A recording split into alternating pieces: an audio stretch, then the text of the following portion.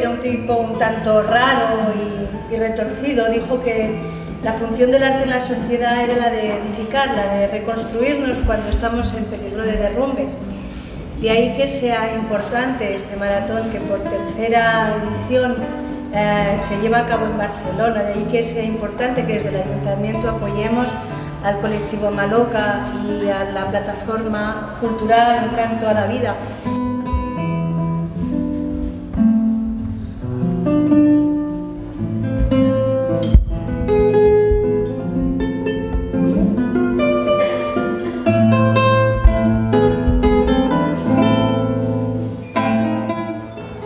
El colectivo Maloca Colombia se conforma en el año 2002 como un espacio de encuentro entre colombianos y colombianas residentes en Barcelona y catalanas sensibilizados por la situación colombiana.